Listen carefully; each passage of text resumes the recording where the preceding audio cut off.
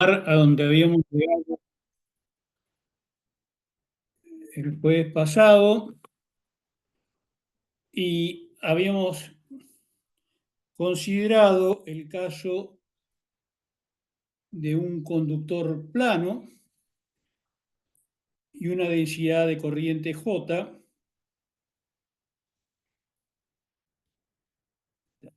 que circulaba en la dirección Z y solamente era función de I.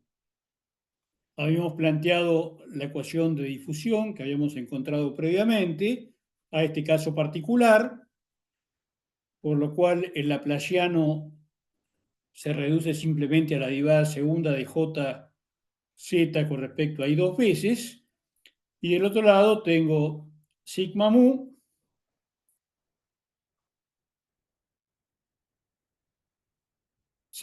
y derivada de j con respecto al tiempo, si la dependencia es armónica, es multiplicar por j omega. Obteníamos esta expresión, integrando esto, había llamado tau cuadrado a j sigma mu omega, obteníamos que la solución de esta ecuación diferencial era algo de este tipo. Una constante por e a la menos tau i más otra constante por e a la tau i por todo por e a la j omega t.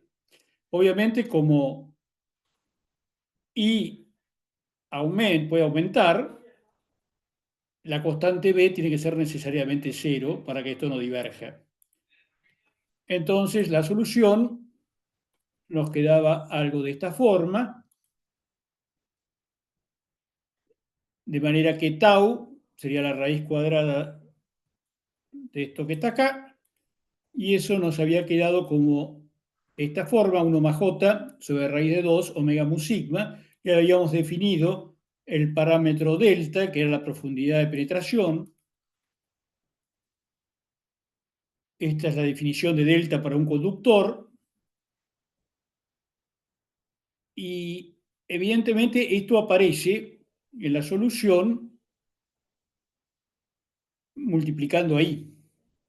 O sea, va a quedar I sobre delta. O sea que de alguna manera está regulando la atenuación de J con I, ¿de acuerdo? ¿Se entiende hasta acá?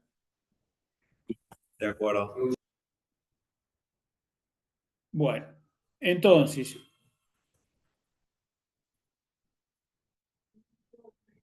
J quedaba de esta forma, reemplazando los parámetros, y ahora, reagrupando, me quedo con el E a la menos I sobre delta y el E a la J omega T menos I delta.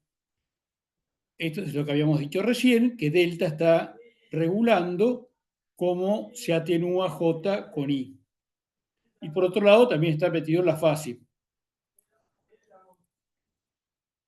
Tomando la parte real, me quedaría esta expresión, y lo que significa esto es que J, a medida que yo voy aumentando I, la amplitud de J va disminuyendo debido a este factor E a la menos I sobre delta.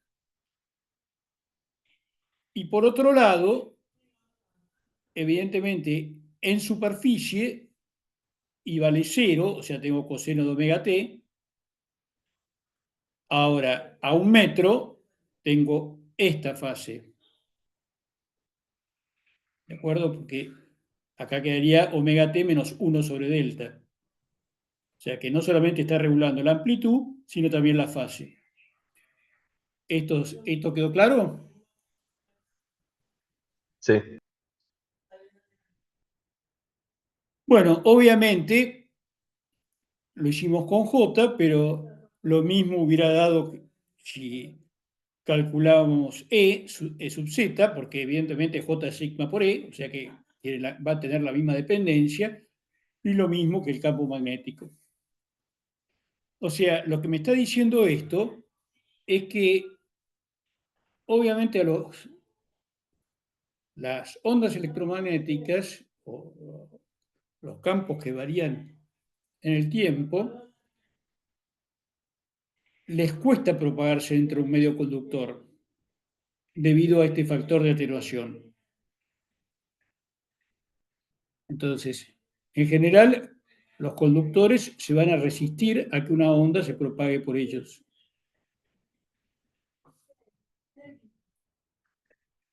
Bueno, vamos a aplicar ahora la aproximación cuasiestacionaria que veníamos tratando al caso de un conductor cilíndrico de radio A, conductividad sigma y mu0 epsilon 0. Primero, el caso estático, que es el más sencillo, por acá circula una corriente continua. Habíamos visto en magnetostática que el campo B en el interior del conductor crecía linealmente con el radio y en el exterior decae como 1 sobre ρ. O sea, crece linealmente en el interior del conductor hasta el radio A y después decrece como 1 sobre R. Ahora, el campo eléctrico que tengo en el interior del conductor, por la ley de Ohm, es J sobre sigma, o sea, la corriente sobre el área de la sección transversal, pi al cuadrado. ¿De acuerdo? Sí. Bueno, ahora vamos a estudiar lo mismo, pero la corriente que va a circular por el conductor varía como E a la J omega T. Por lo cual vamos a tener que aplicar las ecuaciones de Maxwell para resolver los campos en el interior y en el exterior del conductor. En principio, como hicimos en otras oportunidades, tengo que analizar qué campos sobreviven. En principio tengo una E sub ρ, una E sub phi, una E sub z, un H ρ, H phi, Hz. Que a su vez cada una de estas componentes pueden ser funciones de ρ, phi, z. Obviamente voy a adoptar un sistema de coordenadas cilíndrico. El eje Z va a coincidir con el eje del conductor y ahí están dibujados los versores en cilíndricas. Entonces, lo primero que hacemos, como hicimos en magnetostática, es analizar las simetrías. ¿Hay alguna simetría acá? Sí. ¿Cuál?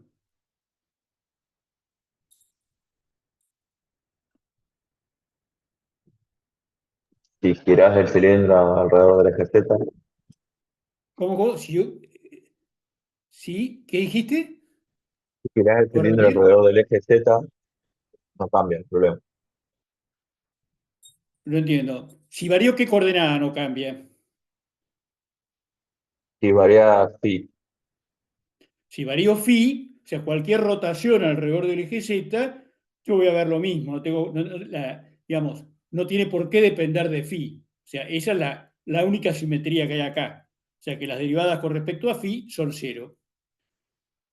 Lo otro, el conductor lo hemos hecho infinitamente largo para aprovechar precisamente, para sacarme de encima la dependencia en Z. Eso es lo que se llama una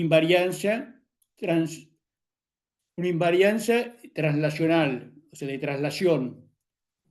Al ser el conductor muy largo, lo que estoy diciendo es que no va a depender los campos de Z. ¿De acuerdo? Son dos cosas distintas, una simetría y una invariancia. ¿Estamos con esto? sí. Sí. Bueno, por lo cual la única coordenada que me queda es ρ. O sea, los campos van a ser solamente función de ρ.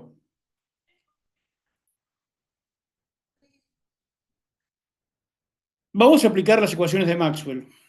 La ley de Gauss, evidentemente en el interior del conductor no hay cargas libres, porque circula una corriente por él.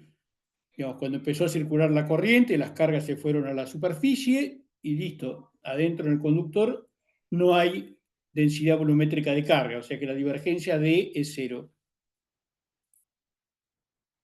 La divergencia de B, bueno, siempre es cero, esa no cambia, obviamente. Faraday, rotor de E igual a menos dBA de T. Como estoy suponiendo una dependencia armónica de la corriente, también los campos van a depender en forma armónica, por lo cual dBA de T va a ser J omega por mu 0H. Esto es B. Y Ampère-Maxwell, vimos en la clase pasada que en el caso de un conductor, ¿cuál es mayor? ¿J de conducción o J de desplazamiento?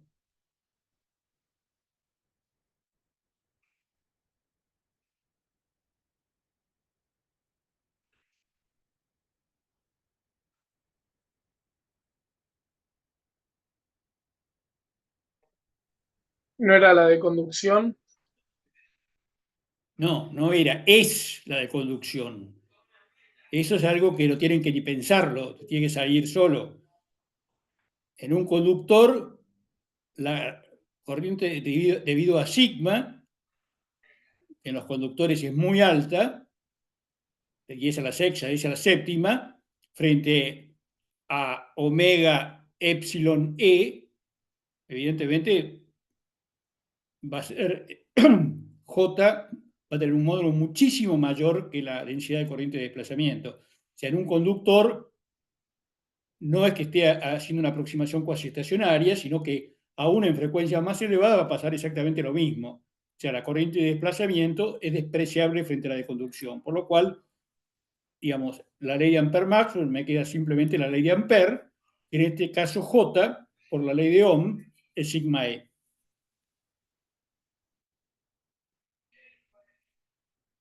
Bueno, la divergencia D es cero.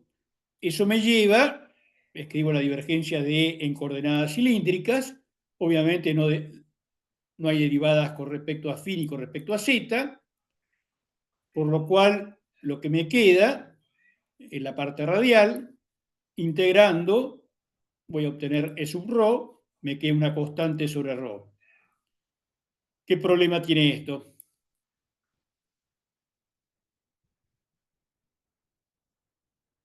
En el origen sería infinito. En el origen diverge, por lo cual evidentemente la constante K tiene que ser necesariamente cero. O sea que no hay componente radial del campo eléctrico. Lo mismo va a ocurrir con B o con H, porque divergencia de B era cero, o sea que H sub rho va a ser necesariamente cero. O sea, que las dos divergencias de E y de B sean nulas va a llevar a que las componentes radiales del campo eléctrico y magnético son nulas. Ahora voy con la ley de Faraday. Tengo esta expresión. Pero, ¿puedes volver a repetir bien por qué son nulas? Perdón, cualquier se anula, ¿qué cosa? Recién de las componentes. Yo digo, quedó claro que la divergencia de E me lleva a que E sub rho es cero. ¿Eso lo entendiste? Sí, eso sí. Bueno, entonces, si hago lo mismo para B, el mismo razonamiento, reemplazando E por B, me va a llevar a que B sub rho vale cero. ¿De acuerdo? Ok, Entonces, yo lo que digo, generalizando, que las divergencias sean cero, me llevan automáticamente que el E sub rho y el B sub rho son cero. ¿De acuerdo? Siempre va a pasar eso. ok, sí, ahora sí. Bien. Entonces, vamos a Faraday. Escribo el rotor de E en componentes cilíndricas, anulo todas las derivadas con respecto a phi y z. Aquí tengo una derivada con respecto a rho y acá tengo otra derivada con respecto a rho.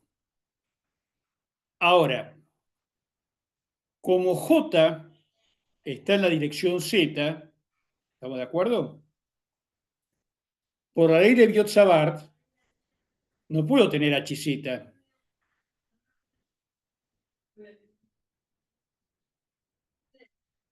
¿Sí o no? Sí. O sea, son paralelas las direcciones. ¿Cómo, perdón? No te escuché. No entendí lo que dijiste. Como van en el mismo sentido, no puede haber campo en la dirección Z. Como J, digamos, en Biot-Savart era J vector R sobre R cubo, o sea que evidentemente no puedo tener nunca, si J va en Z, yo no puedo tener nunca un campo magnético en la dirección Z. Entonces, evidentemente eso lleva a que HZ es cero. Como HZ vale cero, esta componente del rotor tiene que ser cero. ¿De acuerdo?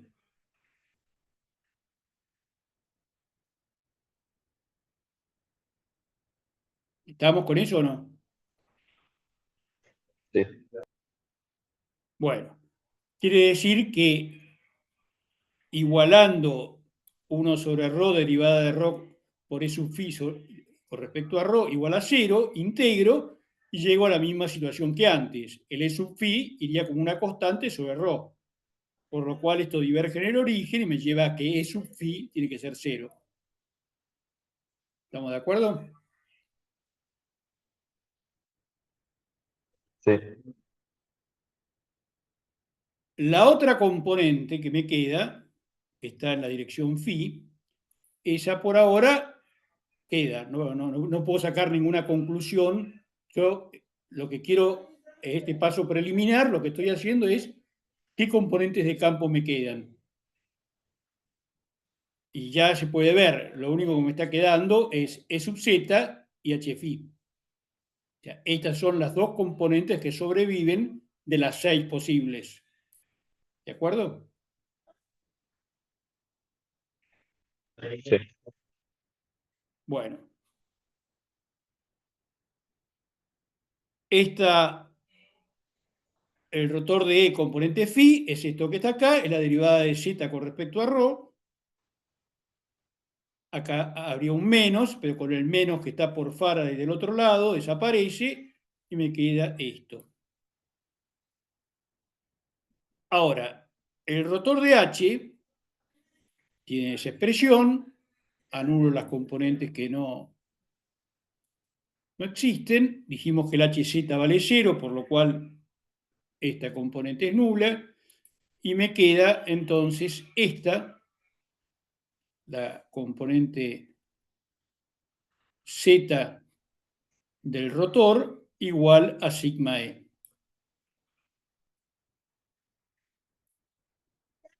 Bueno, quiere decir que dijimos que nos quedaban solamente las componentes E sub z y h phi y además las dos funciones de ρ. Bueno, voy a aplicar directamente la ecuación de difusión que vimos el jueves pasado a este problema, porque J es sigma por E, y ya dijimos que lo que tengo es un E sub z. Y además la corriente es armónica, o sea que va como E a la J omega t. Quiere decir que resolviendo para el campo E, me quedaría laplaciano de E igual a J omega sigma mu E. ¿De acuerdo? sí, Bueno, la expresión del laplaciano es esa que se ve ahí, anulando las componentes que no aportan, me queda eso. Desarrollando esta expresión, me queda esto que está acá, y eso es igual a J omega sigma mu 0 E. Para sacar restando, voy a definir la constante k cuadrado como menos j omega mu 0 sigma, y entonces la ecuación diferencial que me queda es esto. Esta es una ecuación diferencial de Bessel de orden cero. Creo que ustedes ya no ven más en matemáticas funciones de Bessel, o la vieron.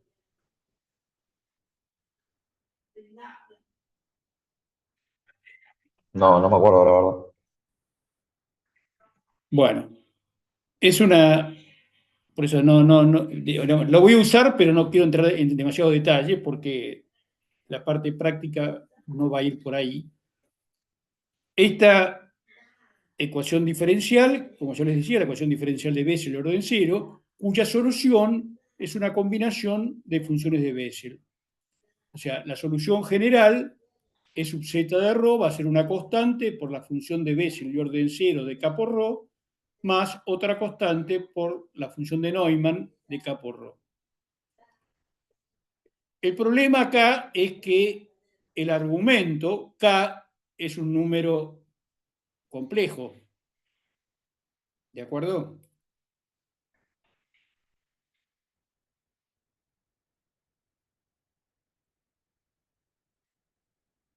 ¿Sí o no?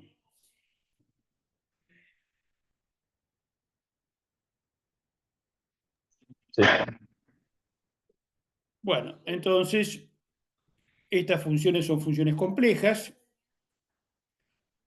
y el asunto es que acá están graficados el módulo de la función de Bessel de orden cero y la función de Neumann de orden cero. Cuando el argumento x que k por ρ tiende a cero, Neumann tiende a diverger, por lo cual esta constante tiene que ser necesariamente cero. ¿De acuerdo? Y la solución me queda e de z ρ, perdón, de ρ y el tiempo, una constante por la j0 de k por ρ por e a la j omega t. ¿Hasta acá estamos de acuerdo? sí.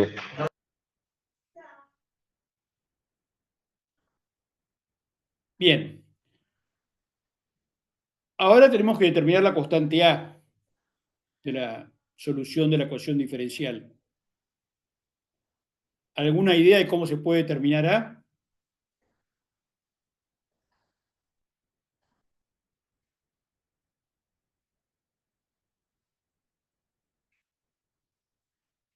¿Qué no usamos de los datos iniciales del problema?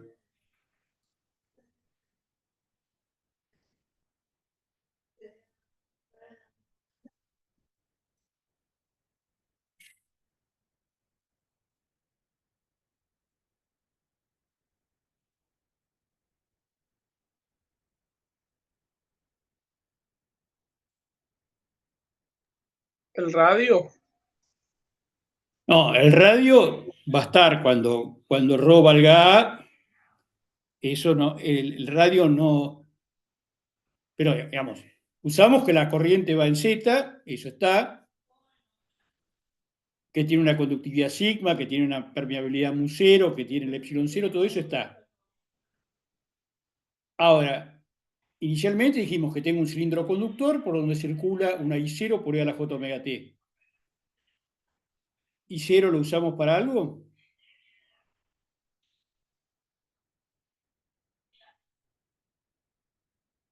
No, Bueno, ahí está lo que nos queda. ¿Cómo puedo relacionar I0 con el campo eléctrico?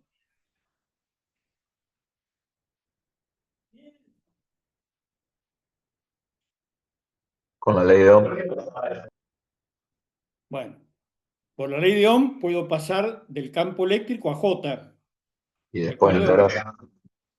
Y integrando J por la sección transversal del conductor, tengo la corriente. ¿Sí? ¿De acuerdo? Ese es el planteo de, de lo que vamos a hacer. O sea, la idea es que la corriente I0 es el flujo de J a través de la sección transversal del conductor. Entonces, tengo la expresión sigma por E, esto es J, integrado entre 0 y 2pi, entre 0 y A. Bueno, no voy a dar el detalle porque hay una regla de integración de las funciones de Bessel, no quiero entrar en esos detalles porque creo que no aportan demasiado, pero bueno, de ahí se puede determinar la constante A que tiene este valor. Y 0K sobre 2pi sigma A J1, o sea, función de Bessel de orden 1 de K por A. ¿Se entendió la idea básica?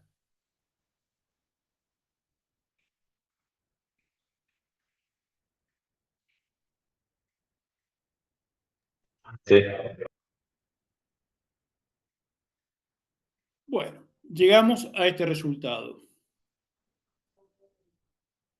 Ahora, para calcular H, habíamos llegado a que el rotor de H componente Z era sigma por EZ. Quiere decir que la parte del rotor de H componente Z era esto, igual a sigma por EZ. EZ es lo que tengo arriba, por lo cual me queda esta expresión. Integrándola, obtengo esta otra, que es el campo H-phi. Todo esto es una constante. Acá tengo la J1 evaluado en A. Todo esto son constantes.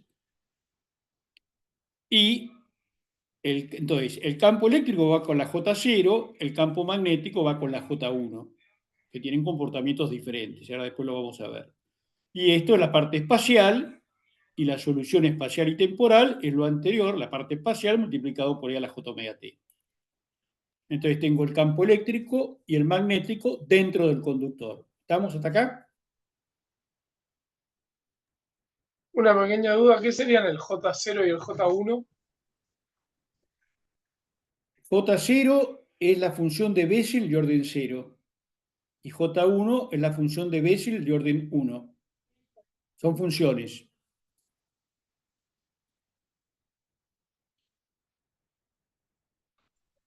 Ok, pero por ¿De ahora la acuerdo? vemos así. O sea, no vemos Ahora no vemos cuál es la función de Bessel, o sea, la función de Bessel. es una función como podés decir el seno, el coseno o la tangente. Son funciones. Después vamos a mirar un poquito la forma. Es lo que yo les mostré en la diapositiva anterior. La forma de la J0, es el módulo de J0 tiene esta forma. Esto que se ve acá. ¿De acuerdo? O Ok. sea, ¿Y la son J1 funciones. ¿Perdón? la J1 es la integral de esa? No, no, no, no, no, no. La J1 es otra función que va a tener una forma ligeramente diferente que de Ok, la J0. Eh, dame un ratito y ya vamos a entrar más en detalle.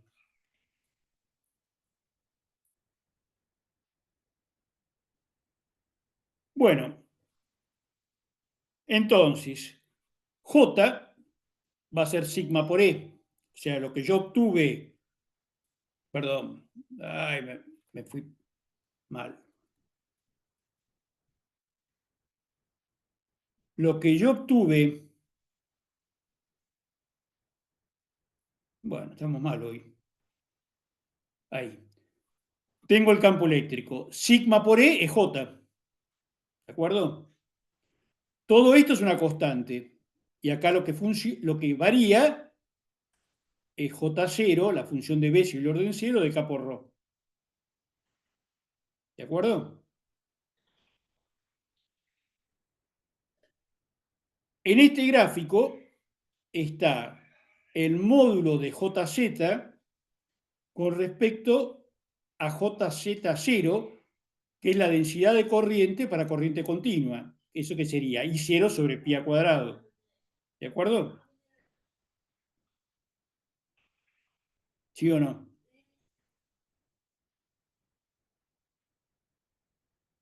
sí, Bueno, entonces lo que estoy mirando en el gráfico es módulo de JZ, lo que está acá arriba, con respecto a la J de corriente continua. Y lo que voy cambiando en cada curva es la frecuencia. El radio siempre es 1 milímetro, el diámetro del conductor es 1 milímetro, y lo que voy cambiando es la frecuencia. 1 kHz, 10 kHz, 100 kHz, 1 mega. ¿De acuerdo?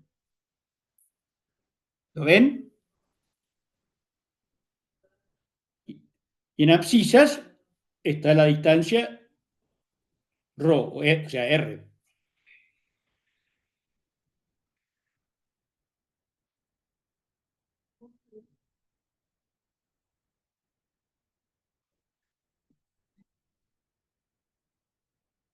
¿Estamos o no estamos? Sí, sí. Bueno, ¿qué me está diciendo esto? A medida que aumento la frecuencia, ¿qué pasa con la densidad de corriente con respecto a la de corriente continua?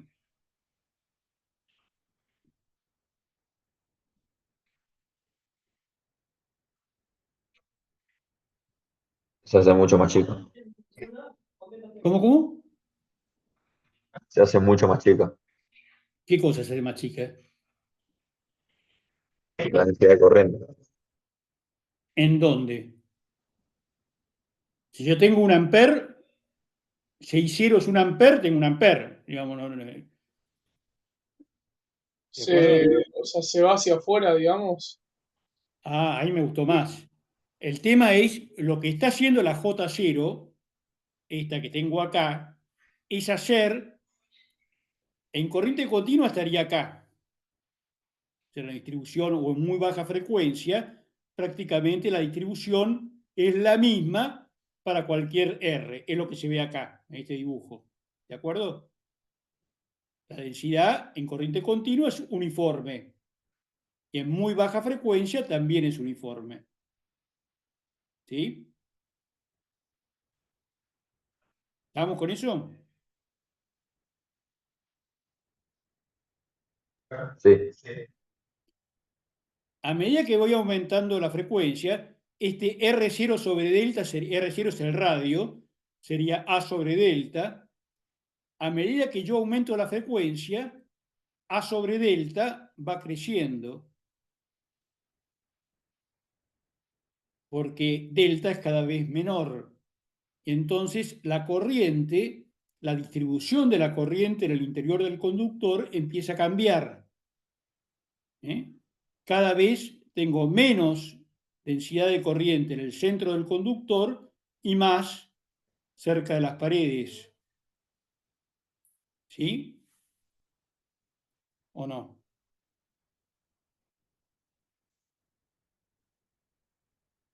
¿Qué le parece? Perfecto. O sea, lo que está ocurriendo es algo así. Y eso es el efecto Skin o efecto pelicular. ¿Lo habían visto en algún lado el efecto Skin? Sí, en otra materia, pero por encima. ¿Y qué explicaciones dieron? ¿Por qué se produce el efecto Skin? Porque las cargas creadas inducían un campo magnético, todos se repelían entre sí y quedaban Bueno, como las. espera, repetime porque se me mezclaste con otro, me parece, y se armó un lío. ¿Puedes repetir lo que dijiste? Hay mucho ruido en el aula. ¿Qué, perdón? Te escucho con mucho eco. No, lo que decía, que las cargas que pasaban por el conductor inducían un campo magnético, entonces hacía que en el centro se repelen y No, pero no tiene causaba nada, que. digamos, no, no tiene nada que ver eso. Digamos, rebobinemos. ¿Cómo llegamos a este resultado acá nosotros? ¿Haciendo qué? Resolviendo las leyes de Maxwell. Resolviendo las ecuaciones de Maxwell para el caso de un conductor cilíndrico. O sea, el efecto esquina apareció solo. No es que digamos, aparece simplemente porque tengo una corriente que depende del tiempo y los campos E y H dependen del tiempo. Y como E depende del tiempo y del espacio, o sea, al tener un H variable en el tiempo, me genera un E variable en el tiempo, pero por precisamente las ecuaciones de Maxwell, el tema es que ese E ya no puede ser uniforme, sino que va a tener que depender de las coordenadas. Entonces, eso hace que aparezca esta función de Bessel de orden cero. Por la geometría cilíndrica, las funciones de Bessel estarán asociadas a la geometría cilíndrica. Entonces, lo que yo quiero insistir es que este efecto pelicular o skin aparece como naturalmente por aplicar las ecuaciones de Maxwell, nada más que por eso. ¿De acuerdo?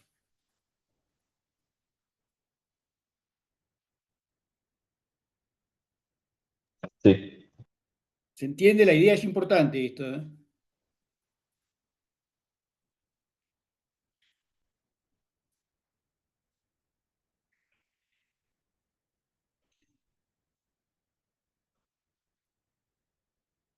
Bueno, aquí tengo, a medida que aumento la frecuencia, bueno, la densidad de corriente va disminuyendo hacia el centro y la corriente máxima tiene que estar cerca de la superficie. Es lo que se ve acá.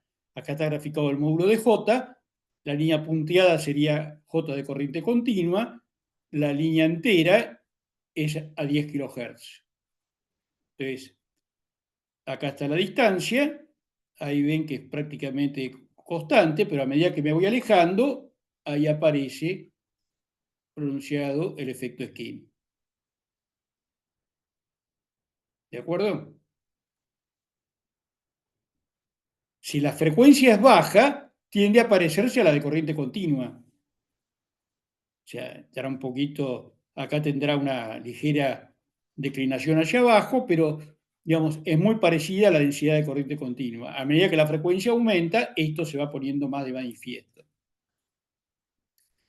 Entonces, volviendo a la definición de la profundidad de penetración, es la distancia medida desde la superficie para la cual J se reduce a un 30%. O sea, la idea es que después, ¿no? Cuando hablemos de ondas vamos a dar una definición más general, pero para el caso de un conductor habíamos llegado a esta expresión. O sea, la idea es que tanto sea J, E o H, lo que fuere, va disminuyendo exponencialmente con la distancia y cuando llego a una profundidad de penetración perdí el 37%, o sea, la amplitud disminuyó el 37% de lo que tenía la superficie. ¿De acuerdo?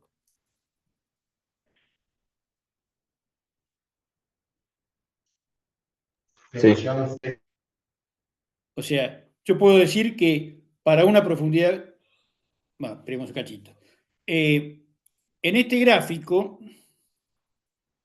aquí tengo 4 metales: acero inoxidable, plata, cobre, oro, aluminio, níquel, hierro. O sea, ahí arriba están los metales, conductores, sigma y mu, frecuencia, profundidad de penetración. Como ven, a medida que aumento la frecuencia, la profundidad de penetración es cada vez menor. ¿De acuerdo?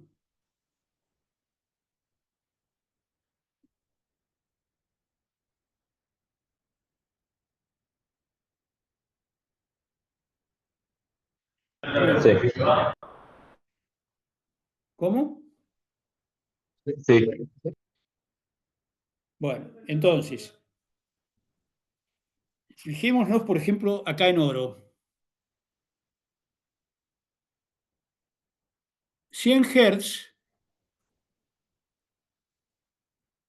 tengo 7 milímetros, 7,5 milímetros.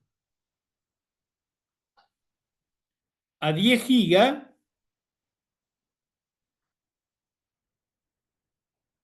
¿ven el número? 0,0008. 4 diez milésimas de milímetro. O sea, para cualquiera de los conductores que se ve ahí, al aumentar la frecuencia, la profundidad de penetración es cada vez menor y muy, pero muy pequeña. ¿De acuerdo?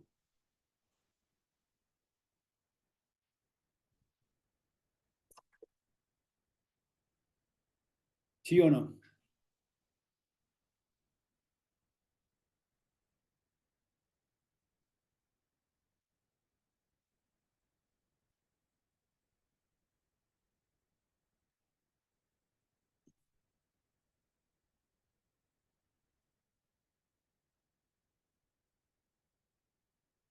¿Entendieron esto? ¿O sigo esperando acá 4 o 5 horas?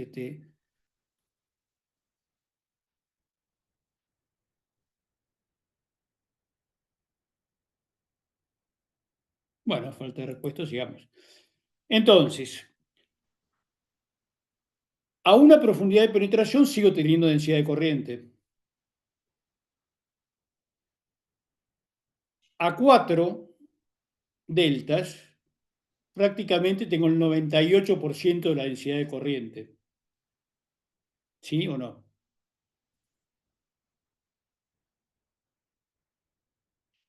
Sí.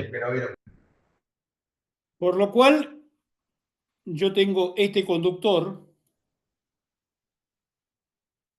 esto que se ve acá macizo, de esto me puedo quedar con esto. Si esto tiene un espesor de 4 delta, listo, no necesito más. Puede ser esto vacío. ¿Sí o no?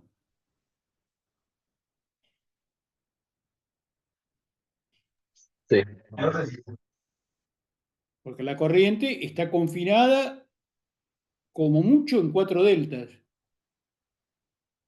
O sea, el 98% en 4 deltas. Bueno, ahí tengo, es un conductor cilíndrico de 2 milímetros, 10 amperes, 20 kilohertz, 81 kilohertz. 20 kilohertz es una frecuencia de audio. Como ven, ahí la profundidad de penetración no es que está toda la corriente en la superficie del conductor, digamos, pegada a la pared. ¿De acuerdo? Ahora, en 81, sí.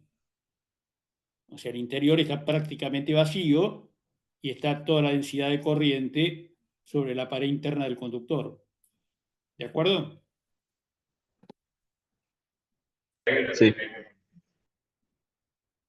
O sea, el primer caso corresponde a una profundidad de penetración mayor que el radio del conductor y el segundo caso a una profundidad de penetración mucho menor que el radio del conductor. Entonces, cuando delta es mucho menor que A, estoy en esta situación. Prácticamente toda la corriente está concentrada en la superficie interior del conductor. Cuando delta es mayor que A, hay un efecto, pero es menor. ¿De acuerdo? No es tan importante como en el caso de alta frecuencia. Bueno, acá tenemos lo mismo para 60 Hz, 1000 Hz y 400 kHz.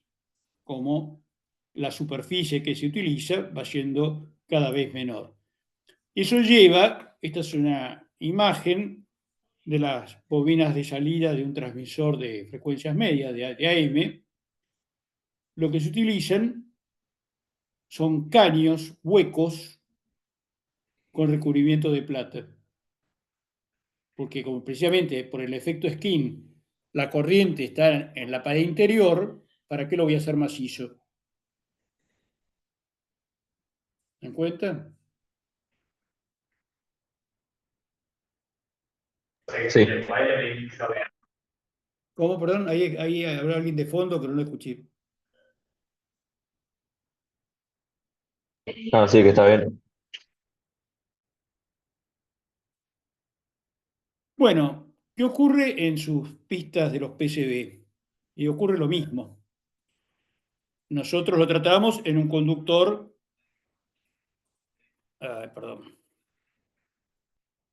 en un conductor cilíndrico, pero esto mismo va a ocurrir en una pista de un PCB. El efecto skin va a hacer que la corriente se acumule sobre la superficie interior del conductor, de manera que dejarme, según sea la frecuencia, obviamente, dejarme el interior vacío, prácticamente sin densidad de corriente. Va a estar toda concentrada aquí. ¿De acuerdo? O sea, a partir de 10, 12 megas empieza a ocurrir este fenómeno.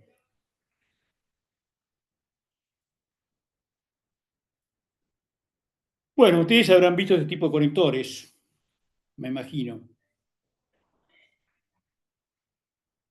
Sí. Sí, sí. ¿Por qué son dorados? ¿Por qué son dorados?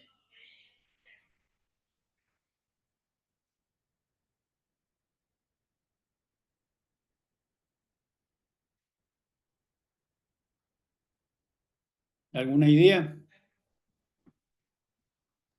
Puede ser por algo de esto que estamos viendo. ¿Por el efecto?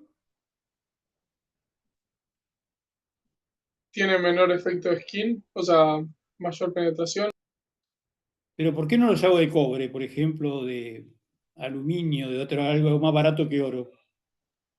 porque tiene mayor penetración, No, de profundidad de penetración. no. Ahí tengo plata, cobre y oro. El que tiene mejor conductividad es la plata. Están todos en el orden de 10 a la séptima. Pero entre plata, cobre y oro, el que tiene mayor conductividad es la plata. Sin embargo, no están hechos de plata. Eso se debe a que la plata no es maleable. Entonces, hacer un conector de plata es medio complicado.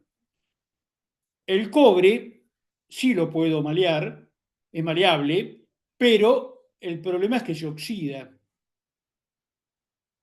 y se forma óxido cúprico, ese polvillo verde, habrán visto en cables de 220, por ahí que aparece una especie de polvo verde sobre el mismo.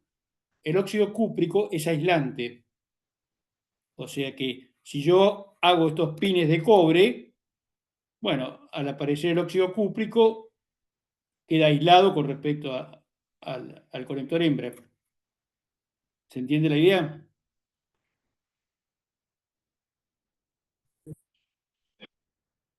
Sí. Por lo cual, el siguiente que me queda es oro, no se oxida, y la idea es colocarlo en capas extremadamente finas, debido precisamente a la profundidad de penetración.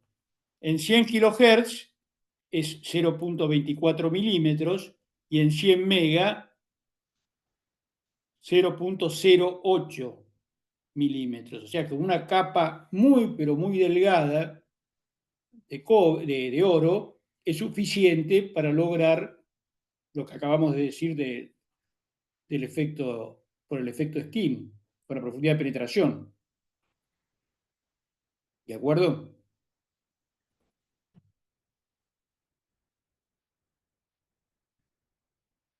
De acuerdo. Bueno, vamos a ver ahora las condiciones de contorno en electrodinámica. Teníamos las condiciones de contorno para el campo eléctrico y magnético que vimos a partir de la ley de Gauss para el campo eléctrico y para el campo magnético. El tiempo no intervino para nada, o sea que van a seguir siendo válidas. ¿De acuerdo? ¿Sí o no? ¿De acuerdo? O sea que T2 normal menos D1 normal igual a ρ de superficie, la densidad superficial de carga de superficie, y B1 normal igual a B2 normal. Esas condiciones que vinieron de electrostática y magnetostática siguen siendo válidas aún en electrodinámica. Ahora, habíamos llegado que el E tangencial era igual a ambos lados de la interfase porque la circulación de E era nula.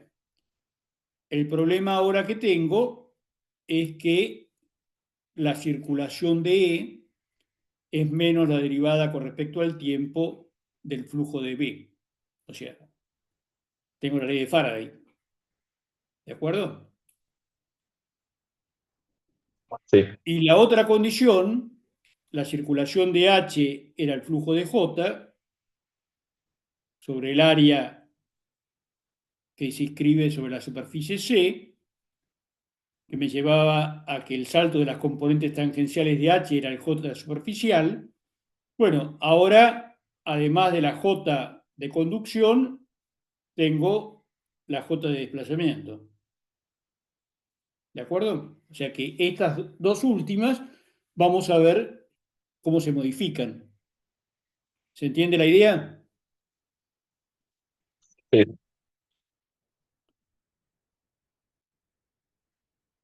Vamos por L tangencial. El mismo dibujo que usé en electrostática. Voy a hacer la circulación alrededor de este circuito del E, y eso es menos la derivada con respecto al tiempo del flujo de B a través del área grisada. ¿De acuerdo? Bueno, lo hago rápido. Lo que voy a hacer es en el límite hacer delta H, que es la altura del rectángulo que tiende a cero, por lo cual la circulación de E en este circuito me va a quedar E2 tangencial por L1 más E tangencial 1 por L2. L1 y L2 son iguales. ¿De acuerdo? Sí. Sí. Bien. Ahora tengo que hacer el flujo de B a través del área grisada. El tema es que como delta H tiende a cero, esta área tiende a cero, por lo cual el flujo de B a través del área tiende a cero. Quiere decir entonces que lo que habíamos obtenido en electrostática como E tangencial 1 igual a E tangencial 2 se sigue manteniendo en electrodinámica. ¿De acuerdo? Sí, sí. Ahora vamos por la circulación de H. Aquí tengo una corriente que fluye sobre la superficie de separación de los dos medios. Voy a usar como circuito de integración ABCD, este que está acá, y esta es la vista frontal del circuito de integración con la J superficial circulando por ahí. Bueno, lo mismo que antes, hago la circulación de H, me queda H2 tangencial por delta L menos H1 tangencial por delta L. Exactamente igual que lo que hice antes. El flujo de J a través de esta superficie, esta que está acá, lo puedo escribir como J por delta H por delta L. ¿De acuerdo? Sí. Cuando tiene delta H a cero, J por delta H se transforma en la densidad superficial de corriente, o sea, corriente por unidad de longitud.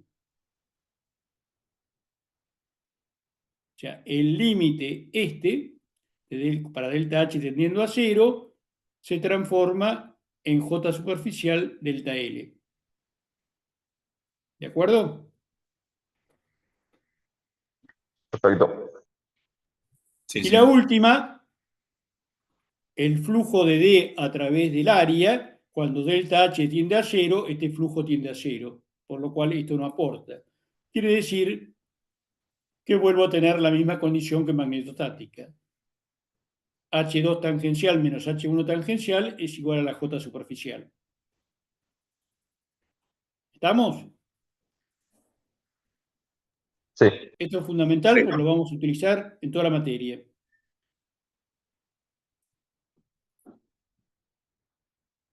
Entonces, me quedaron las mismas condiciones de contorno que tenía en electrostática y magnetostática. Acá, en el salto de las componentes de H tangencial, va a haber una diferencia en la realidad, que es la siguiente. Como vimos en la mayoría de los conductores,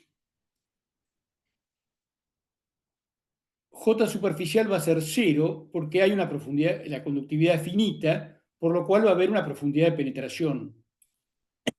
¿De acuerdo? O sea, donde no existiría, digamos, penetración en el conductor es solamente en un conductor perfecto. Y ahí sí habría una J superficial.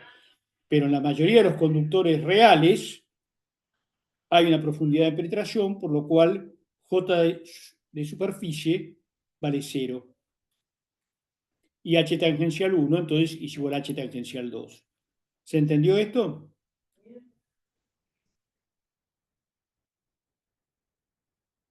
Sí.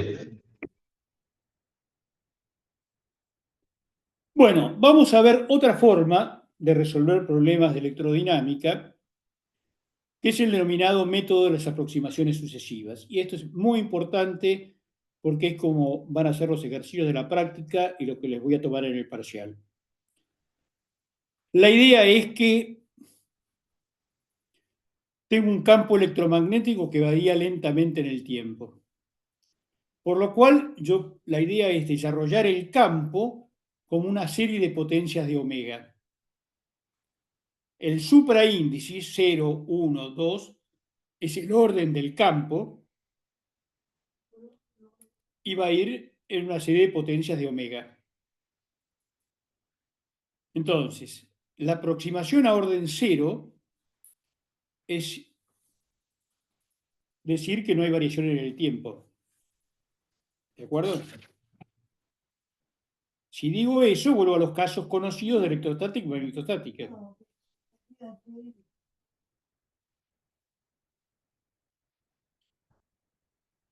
¿Sí o no?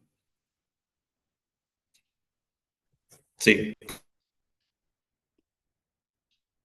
Entonces, rotor de E a orden 0 va a ser 0, igual que en electrostática. Rotor de H a orden 0 va a ser J a orden 0, o sea, la ley de Ampère.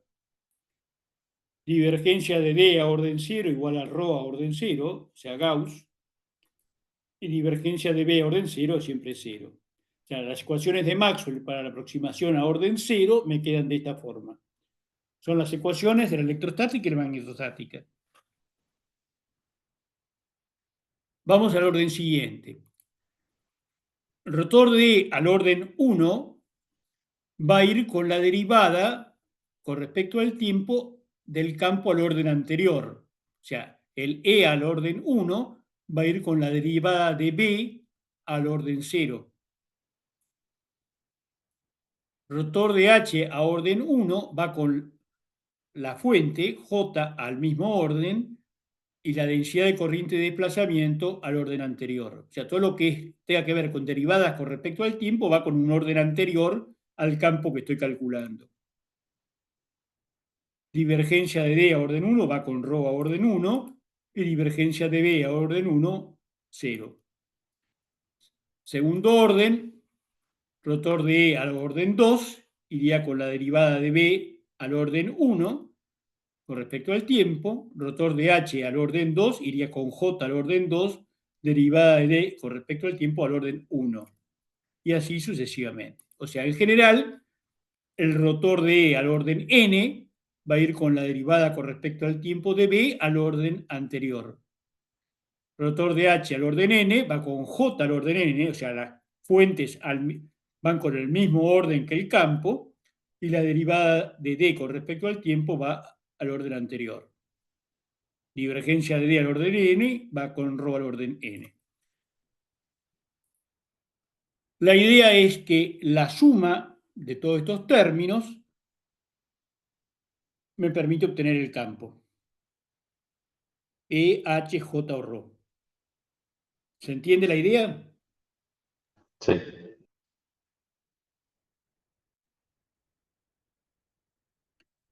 Las condiciones de contorno se deben cumplir para cada orden. Eso se los dejo que lo demuestren.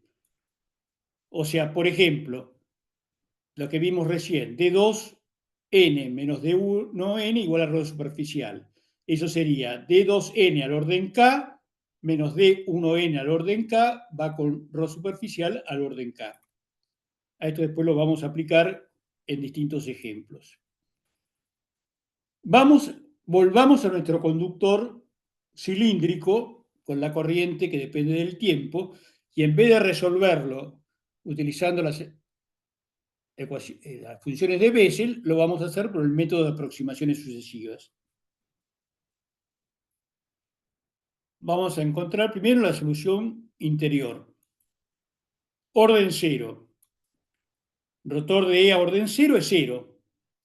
Por lo cual, si volvemos para atrás, la única componente que me quedaba para este problema era E sub z,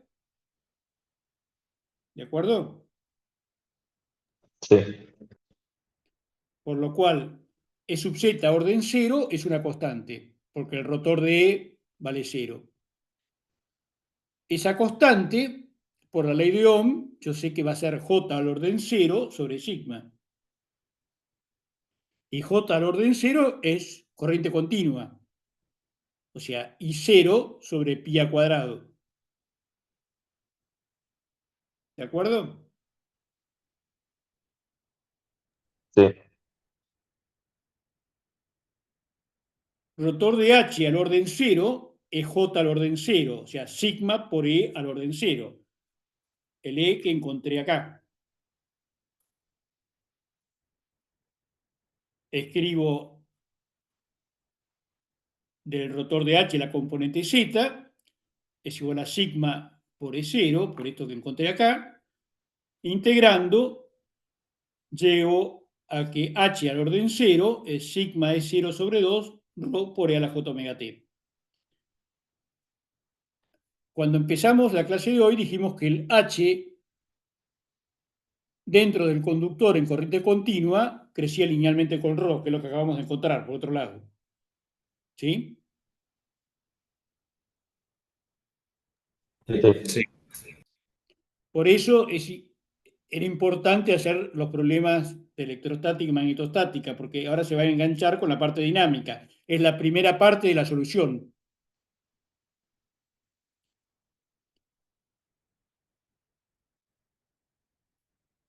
Vamos a primer orden. Rotor de E a orden 1 va con B al orden 0. El B a orden 0 es el que acabo de encontrar, lo reemplazo acá, escribiendo la expresión para el HFI, me queda menos derivada de E al orden 1 con respecto a ρ, integrando, me queda esto. Ojo, cuando hago integrales indefinidas aparecen constantes de integración, siempre. ¿Sí?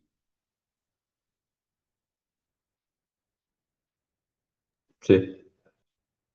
Bueno, hasta acá yo no lo estoy teniendo en cuenta porque esas constantes son nulas. Pero después sí vamos a tener que tenerlas en cuenta porque si no se pueden cometer serios errores. O sea, cada vez que yo integro en forma indefinida hay una constante de integración. ¿Sí? Una No se pregunta. olviden de eso. Sí, B de orden cero la sacás a partir de H de orden cero, ¿no? el B de orden 0, Sí. sí, eso es el que hicimos recién, espérate. Acá. No, porque después cuando haces el rotor de E a orden uno no, no está la parte temporal. No, De no, eso no hay no, no. duda. Espera, no. O sea, yo obtuve E a orden 0 y H a orden 0. Sí, Acá tengo, Faraday va con B, no con H, ¿de acuerdo? sí, B es mu por H. Ahí aparece el mu. claro, pero ¿dónde está la Explica. parte temporal? Eso es lo que digo. No, no, la parte temporal no la pongo porque cada uno de los órdenes va con E a la J omega T. Ok, es como para simplificar un poco el... Claro, Claro, digamos, ok, lo pueden poner, pero me va a importar al final cuando yo sume los términos, los distintos órdenes, y todo eso va a estar multiplicado por E a la J omega T. ¿De sí, acuerdo? perfecto, gracias. No. Entonces, volviendo a esto, este Z orden 1 tiene esta expresión y acá aparecería una constante de integración. ¿De acuerdo? ¿Sí o no?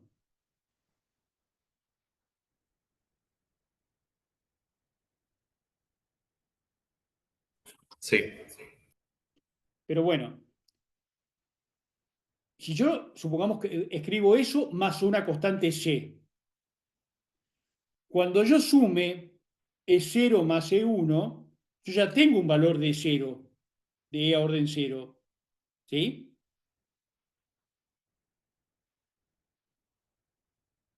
Sí,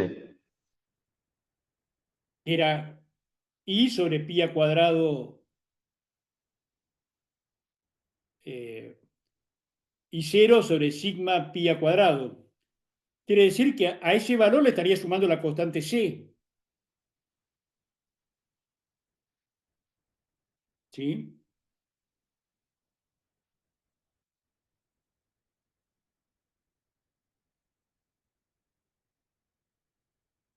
o sea, ¿ya incluiste ese término o todavía no? No, no, yo lo que digo, acá tendría que haberlo escrito para que se viera más en detalle, pero lo que digo es que acá, cuando yo encuentro E a orden 1, hice una integral indefinida. ¿De acuerdo? Sí, está ahí, sí. Bueno, entonces me queda lo que escribí acá más una constante de integración, más C. Sí, ¿Sí? Ahora, ¿por qué no la pongo? Porque en realidad le estaría sumando esa constante al orden 0, porque ya tengo una constante, que es la primera del desarrollo, la del orden 0. ¿Sí? ok, sí. Por eso no la pongo. Porque si yo cuando integro voy agregando constantes, estoy aumentando el orden 0. No tiene sentido. Van a tener sentido cuando no haya una constante a orden 0 o otras condiciones que vamos a ver después. Pero lo que voy es que no escribo la constante de integración porque estaría sumándolas al orden 0 y no tiene sentido. ¿De acuerdo? Sí, ¿Se perfecto. entendió esto? Es importante.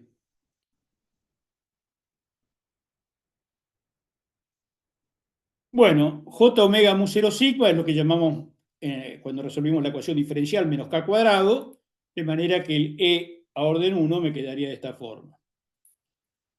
Bueno, rotor de H a orden 1 va con J a orden 1 derivada de D con respecto al tiempo a orden 0. Como estoy en un conductor, esta densidad de corriente de desplazamiento la puedo despreciar tranquilamente. ¿De acuerdo?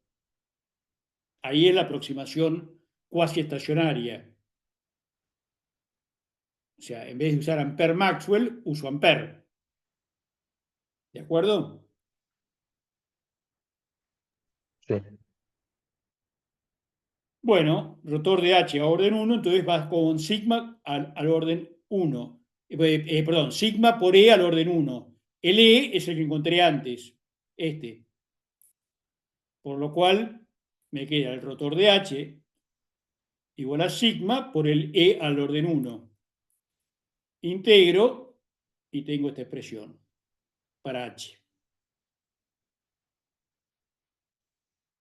¿Me siguen? sí, Bueno, ¿hasta dónde sigo? Porque tendría orden 2, 3, 4, 5, 125.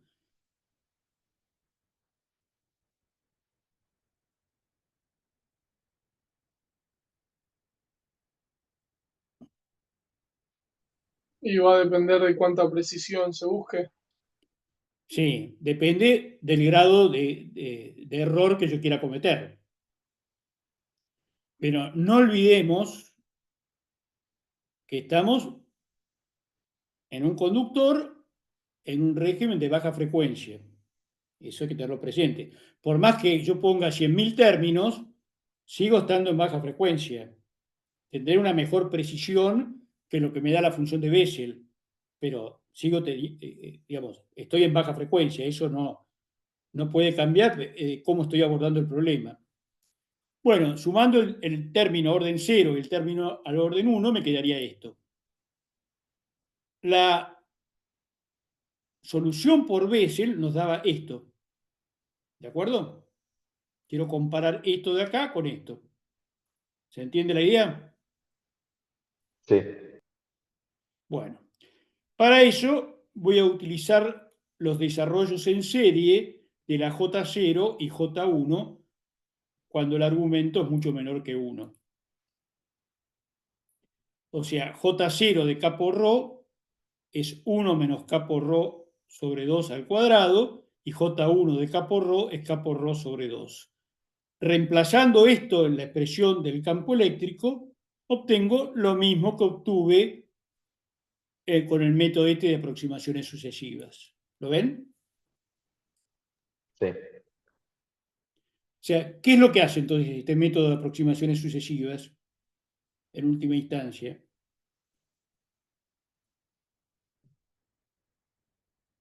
Encontrar los desarrollos en serie de esas funciones. O sea, estoy desarrollando sin saber que hay una función de Bessel o de quien fuere, la estoy desarrollando en serie. ¿De acuerdo?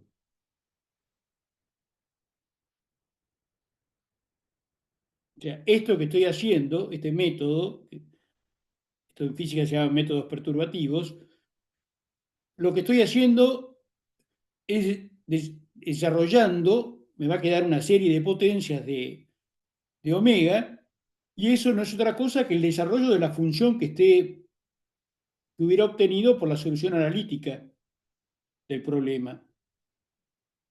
¿De acuerdo? En este caso, las funciones de Bessel. ¿Se entiende? Sí.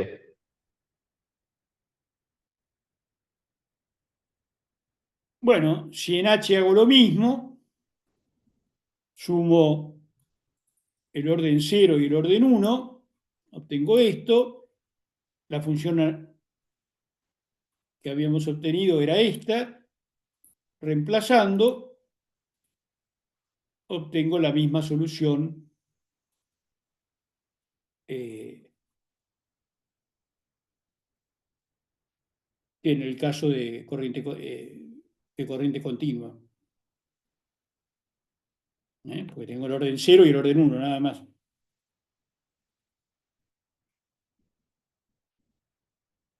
Ahí falta ρ, ahora que estoy viendo.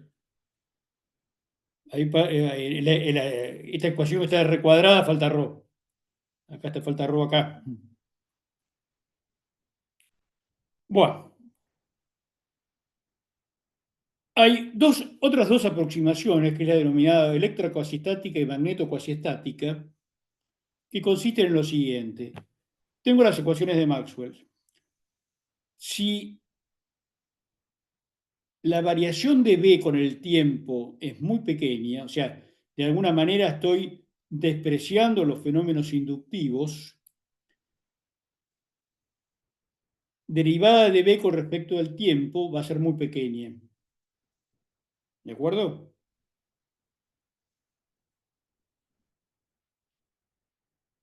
¿Sí o no? Sí. Por lo cual, rotor de E me va a quedar aproximadamente 0 y rotor de H queda como está. Esto es lo que se denomina aproximación cuasi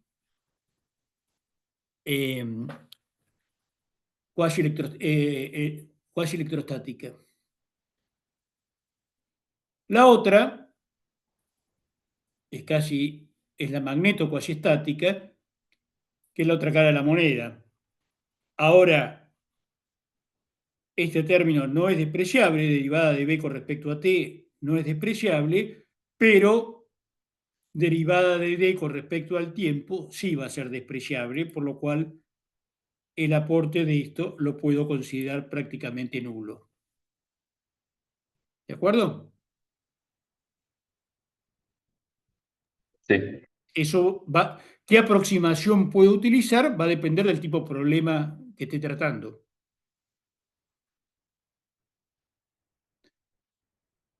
Esta es algo así como la aproximación mínima, la aproximación más sencilla posible a un problema dinámico. Entonces, lo importante que tienen es desprecio la variación en el tiempo de la inducción magnética o la densidad de corriente de desplazamiento, pero no puedo despreciar las dos al mismo tiempo. ¿De acuerdo? ¿Se entiende eso? De acuerdo. O sea, uso un método o el otro, pero no puedo, o sea, en el electrocuasiestático estoy despreciando las variaciones de B con respecto al tiempo. En el magneto cuasiestático estoy despreciando las variaciones de D con respecto al tiempo. Pero no puedo usar las dos. ¿De acuerdo? Vamos a un criterio para determinar si el problema lo puedo tratar como electrocuasiestático o magneto cuasiestático, es hacer tender la frecuencia a cero. Cuando la frecuencia tiende a cero, si B tiende a cero, el problema es electrocuasiestático. Si en cambio E tiende a cero, en el límite, el problema es magneto cuasiestático. O sea, estoy volviendo al problema estacionario. ¿Se entiende la idea? Sí. Bueno, supongamos que tengo estas dos esferas conectadas a un generador. Esto va a generar un campo eléctrico entre las mismas y un campo, al tener un campo eléctrico variable en el tiempo, va a haber un campo magnético. ¿De acuerdo? Sí. ¿Por cuál de los dos métodos lo puedo tratar? ¿Electrocuasiestático o magneto-cuasiestático? Cuando hago tender la frecuencia a cero, ¿qué supervive?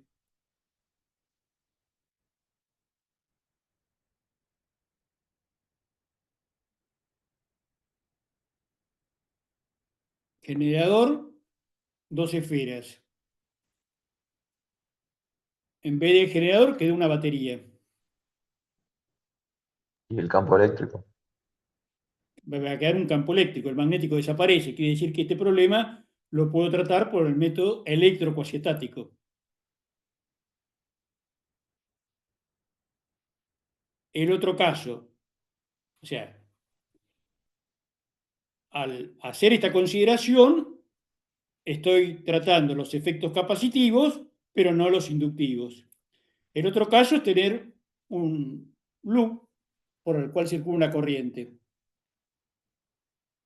Evidentemente, si la frecuencia de ese generador tiende a cero, o sea, reemplazo el generador por una batería, va a circular una corriente continua, voy a tener un H. O sea que el problema va a ser magneto cuasiestático. Cuando es un generador de alterna, voy a tener H y E. ¿De acuerdo? Sí. Apliquemos esto al caso del conductor que teníamos antes. ¿Qué es? ¿Electrocuasiestático o magneto cuasiestático?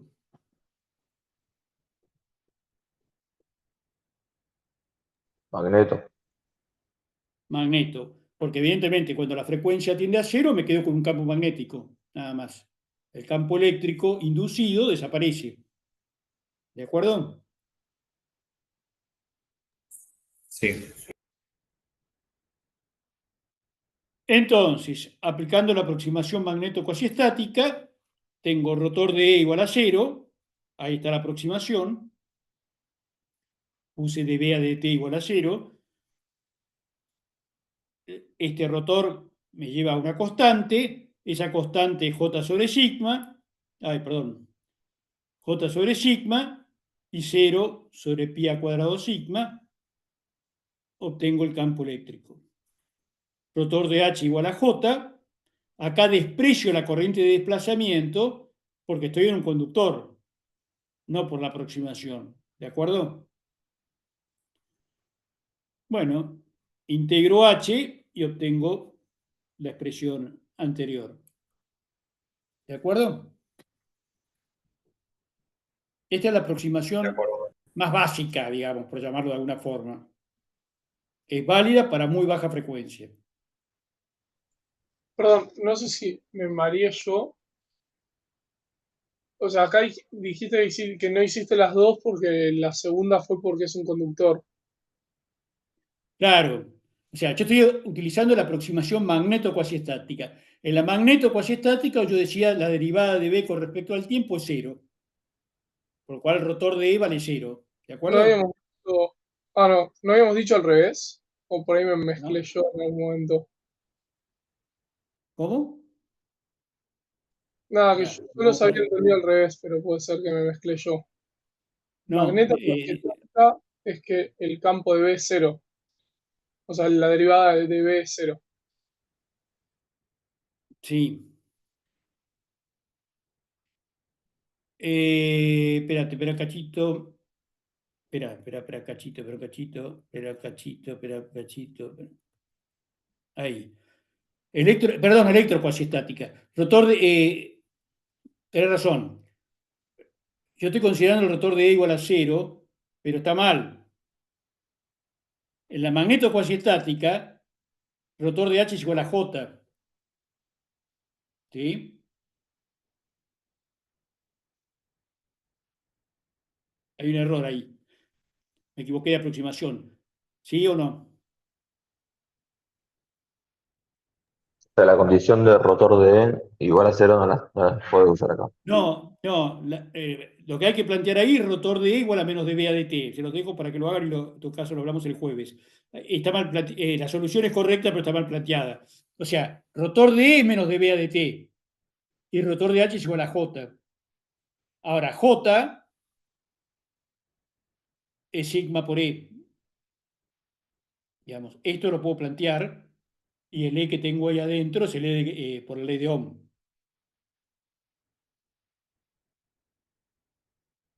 ¿Sí? Esta déjenlo, háganlo ustedes, pero van a llegar al mismo resultado, pero está mal planteado que el rotor de E sea 0, eso estamos de acuerdo. ¿De acuerdo? ¿Sí o no? Bueno, volvamos un poquito para atrás.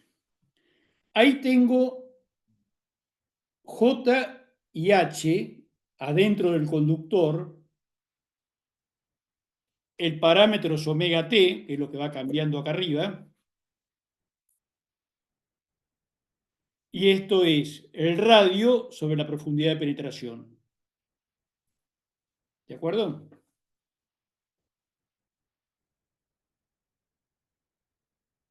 Sí. Bueno, pregunta. J es sigma por E, ¿de acuerdo? O sea, hablar de J es lo mismo que hablar de E. ¿Están en fase J y H?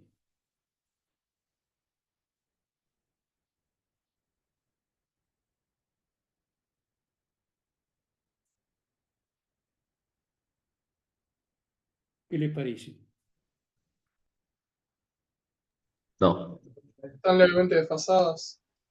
Están desfasadas. Ahora, ¿cómo se pueden haber desfasado si esto es un conductor cilíndrico, simple cable? ¿De acuerdo? Sin embargo, están desfasadas. Si están desfasadas es porque hay una reactancia. ¿De acuerdo? Lo que ustedes conocen de Sí. circuitos. Bueno, quiere decir que este simple cable se está comportando como una reactancia. O sea, una resistencia más una reactancia. Vamos a definir la impedancia. Bueno, diferencia de potencial sobre la corriente. La diferencia de potencial es la integral de escalar diferencial L sobre la corriente. El problema es que acá en dinámica esa integral depende del camino. ¿De acuerdo?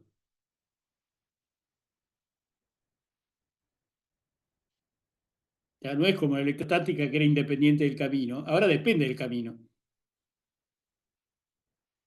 Entonces voy a definir la impedancia por unidad de longitud, Z sub L,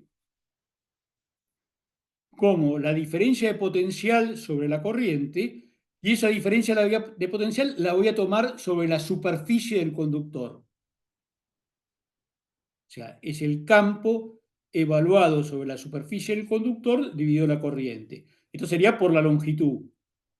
Como estoy haciendo por unidad de longitud, eso pasa dividiendo acá. y me queda E evaluado en la superficie sobre la corriente. ¿Estamos de acuerdo? Sí. Bueno, el tema, teníamos la expresión del campo eléctrico que habíamos encontrado hace un rato, con las funciones de Bessel, era esto, y esto lo voy a escribir como una resistencia más Jx, impedancia por unidad de longitud. O sea, resistencia por unidad de longitud, reactancia por unidad de longitud. Me voy a los extremos. Cuando la frecuencia tiende a cero, o sea, voy al caso de corriente continua, K vale 0, tiende a 0. K era J a la menos 1 medio raíz de 2 sobre delta. Cuando la frecuencia tiende a 0, delta tiende a infinito. La función de Bessel de orden 0 en 0 vale 1. Y J1 de K por A es aproximadamente K por A sobre 2. O sea, reemplazándolo, obtengo que la resistencia por unidad de longitud me queda 1 sobre pi a cuadrado sigma. Esto no es otra cosa que la superficie de la sección transversal, y esta es la resistencia de un conductor en corriente continua que habrán visto en física 3. ¿Sí o no?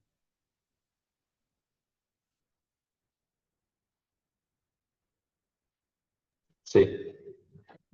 Bueno, o sea que la expresión que tenemos, esta complicada, para omega tendiendo a 0, va a parar a la resistencia de un conductor cilíndrico, sin ningún problema. Cuando me voy al otro extremo, omega tendiendo a infinito, el módulo de K por A tiende a infinito, por lo cual la resistencia por unidad de longitud tiende a este valor. 1 sobre 2 pi a delta sigma. Y esto lo puedo pensar, 2 pi por A sería esta circunferencia, y por delta sería esta área. ¿De acuerdo? Sí. O sea, antes era 1 sobre pi a cuadrado, eso ahora se redujo a 2 pi a delta, que sería la resistencia del conductor para frecuencias muy altas. La corriente queda confinada en una capa de espesor, una profundidad de penetración, y entonces la resistencia evidentemente va a aumentar. ¿De acuerdo?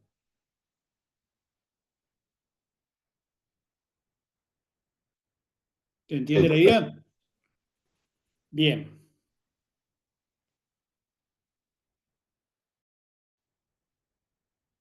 Miren que no sé dónde.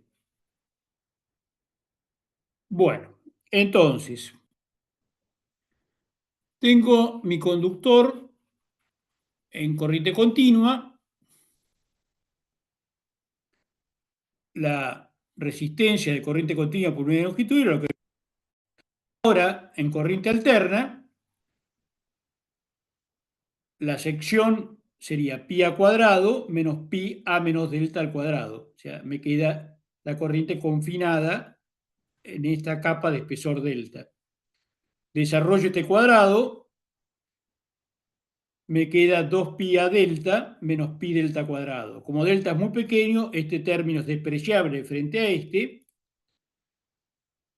por lo cual obtengo la expresión que vimos recién en el desarrollo asintótico de las funciones de Bessel.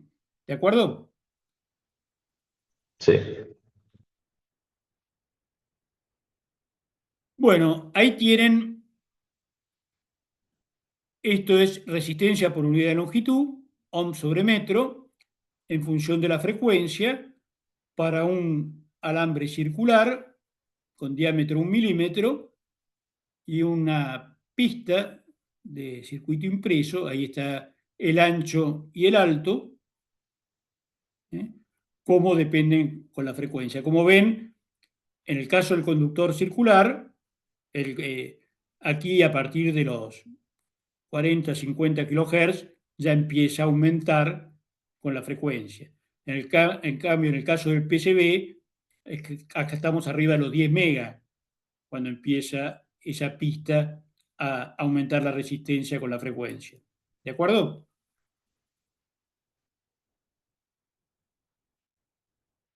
Sí. Bueno, entonces, la impedancia la puedo escribir como la impedancia interna más la impedancia externa. La impedancia interna la podía escribir como la resistencia de corriente continua por esta expresión, o sea, R más JX.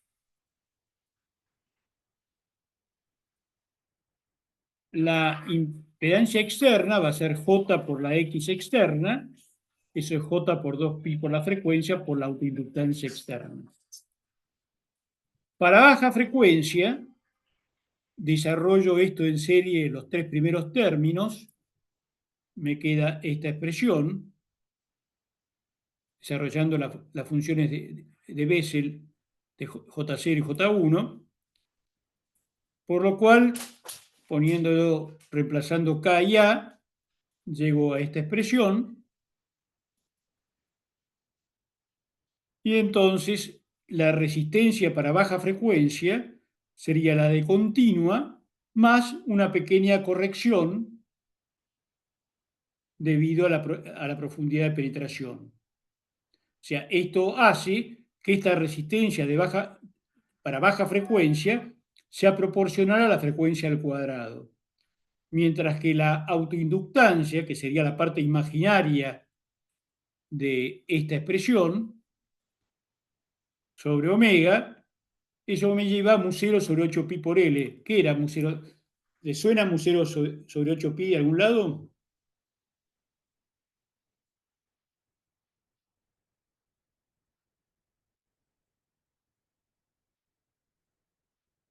Era la autoinductancia interna que encontramos cuando hicimos el cálculo de inductancia magnetostática de un cable coaxial.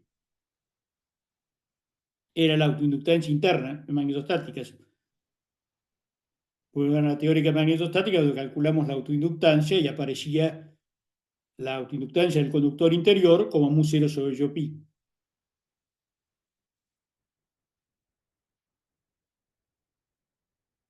Me voy al otro extremo, para alta frecuencia, la J0 sobre la J1 en K por A tiende a menos J, por lo cual la impedancia interna tiende a esta expresión y esto es proporcional a la raíz de F.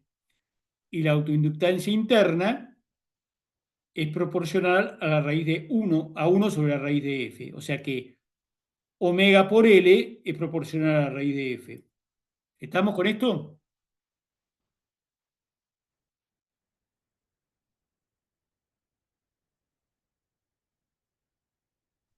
Sí, sí.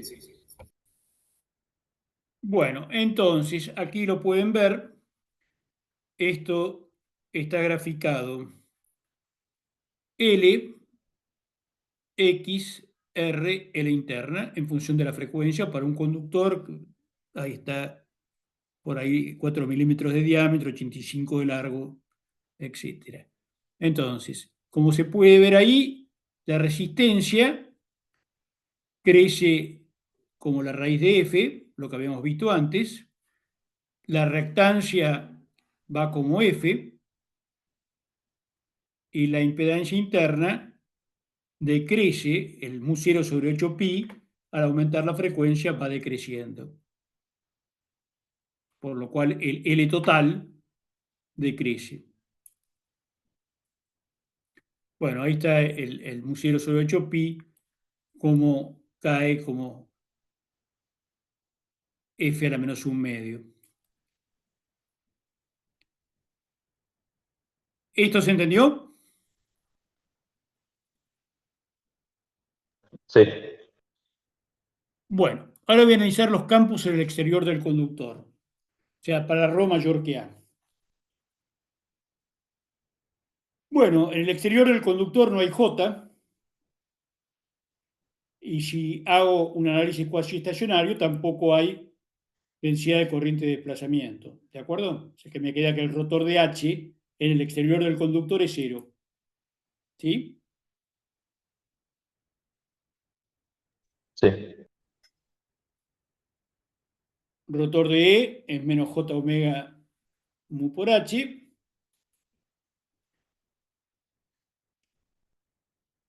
Integro el rotor de H, o sea, se da cuenta rápido, H phi va a ser una constante sobre ρ.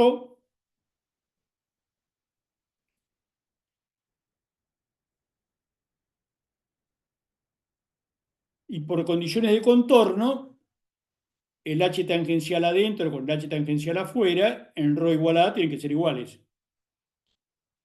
Adentro teníamos esta expresión, o sea que esta expresión evaluada en A tiene que ser igual a C1 sobre A. De manera que C1 queda I0 sobre 2pi. O sea que el H phi afuera me queda I0 sobre 2pi por ρ. ¿De acuerdo?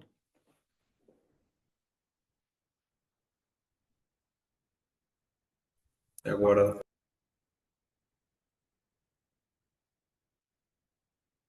Para E me quedaría menos J omega mu 0 y 0 sobre 2 pi ρ, o sea, poniendo el H2 que acabo de encontrar, y esto integro entonces entre A y ρ, y obtengo esta expresión. ¿Sí o no?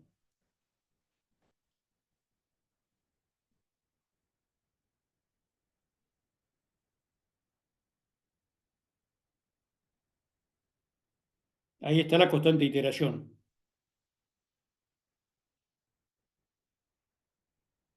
Sí.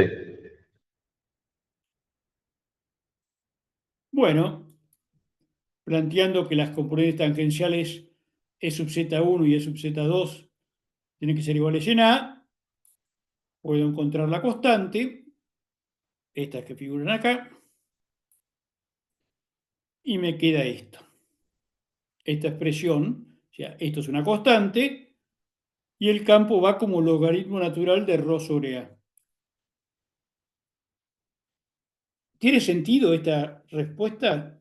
Lo que encontramos para el campo en el exterior del conductor para ρ tendiendo a infinito.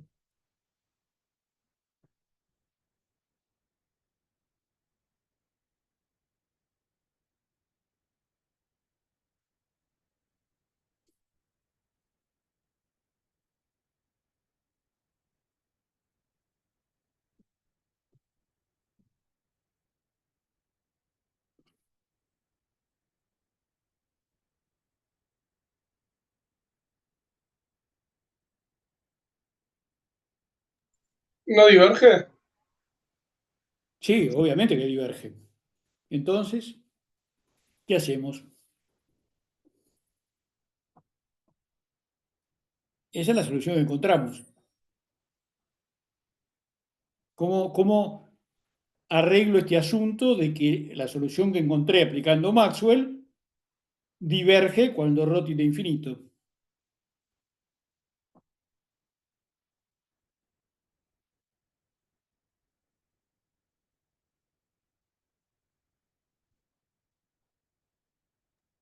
LN que era, perdón, ¿Perdón? ¿Puedo LN repetir? que era ¿Qué cosa? la L ¿Qué L? ¿Dónde hay una L? Perdón. en el segundo término. O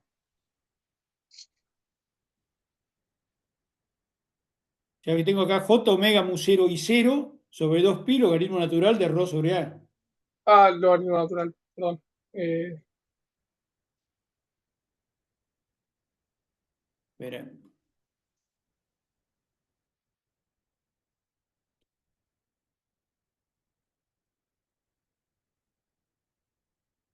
¿Nadie se le ocurre algo para solucionar esto?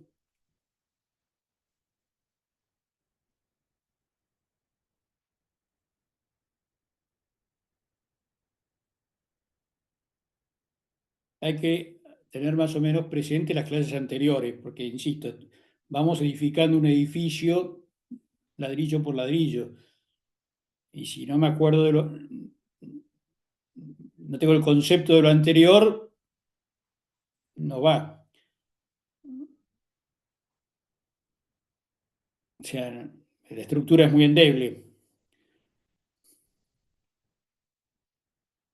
¿A alguien, nadie se le ocurre nada cómo arreglo esto?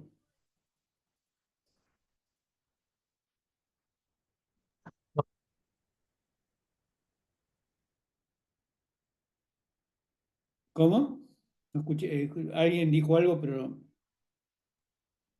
No se me ocurre. a nadie se le ocurre.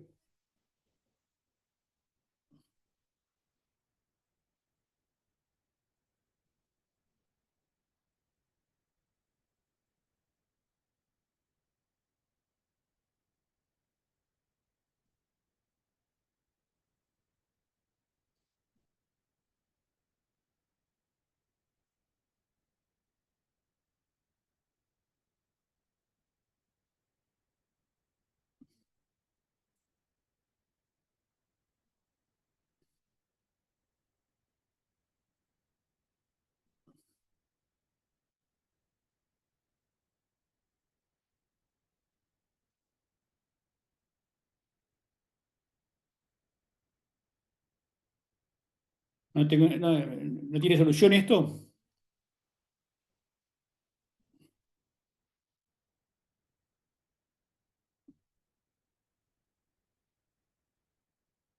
Y es lo mismo que el anterior. Puede tener que ver con que estamos asumiendo que la frecuencia es muy baja. Tiene que ver con lo que dijimos el jueves pasado. Estoy haciendo una aproximación para baja frecuencia, por lo cual, primero, entre el hecho de decir que las cosas varían lentamente, habíamos dicho que la velocidad de propagación era infinita. ¿Se acuerdan de eso?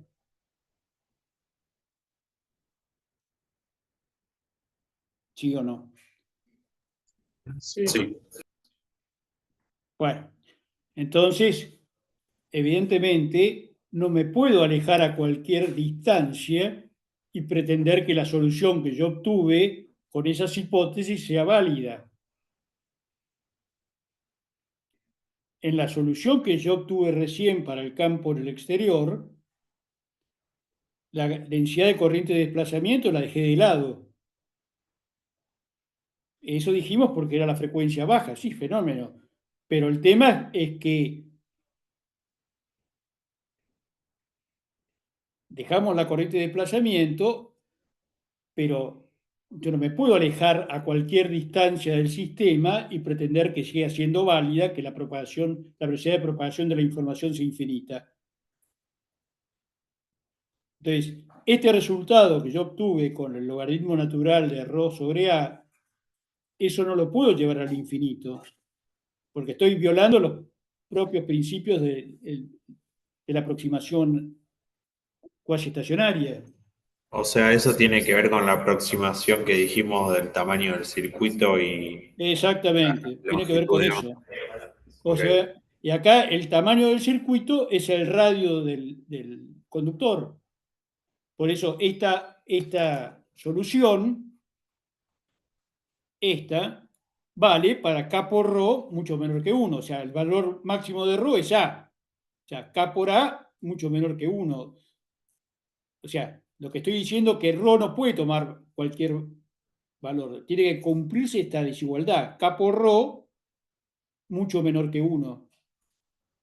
Eso me va a llevar, se los voy a mostrar la clase que viene, porque ahora me parece que están más dormidos que despiertos,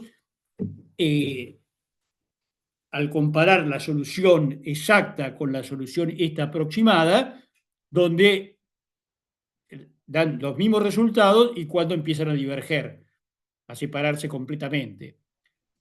La solución en H, por otro lado, ¿a qué es igual? 。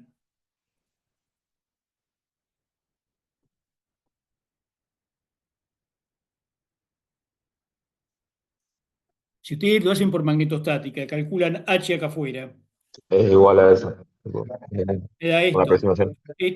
Esto es ampere. Esto es ampere. No es ni más ni menos que ampere. Al despreciar las corrientes de desplazamiento, me quedó ampere puro. Y obviamente yo acá afuera estoy englobando toda la corriente. No me importa que acá dentro la corriente no esté distribuida uniformemente, porque lo que me dice ampere es la circulación de H acá afuera, es la corriente encerrada, que es la corriente total que circula por acá. No me importa que cómo esté distribuida acá adentro. ¿De acuerdo? ¿Se entiende lo último que dije? Sí, sí. O sea, es muy distinto, como ya vimos, si yo me meto acá adentro. Acá adentro no puedo aplicar ampere porque la distribución de J no es uniforme.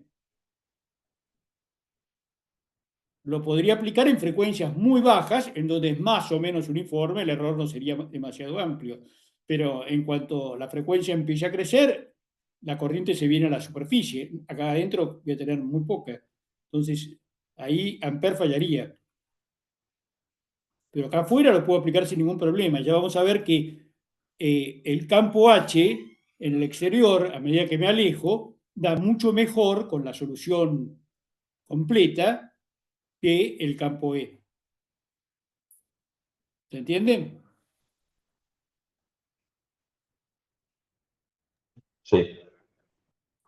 O sea, solución completa me refiero a resolver las ecuaciones de Maxwell completas, con la densidad de corriente de desplazamiento afuera del conductor.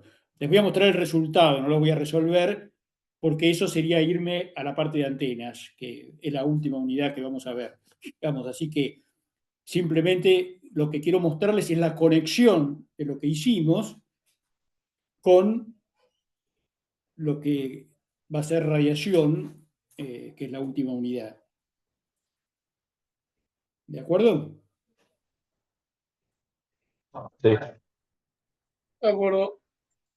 Bueno, los gráficos me los guardo para el jueves porque creo que vale la pena que estén despiertos para entenderlos, en donde se vea bien esto que estamos planteando. Les pido que relean lo que vimos hoy para el jueves. Faltan 2 o 3 transparencias, diapositivas nada más, y voy a el siguiente ejemplo. Este problema esto es un problema de la guía, mejor dicho, de la parte de cuasitacionario. Es el primer problema de cuasitacionario de la guía.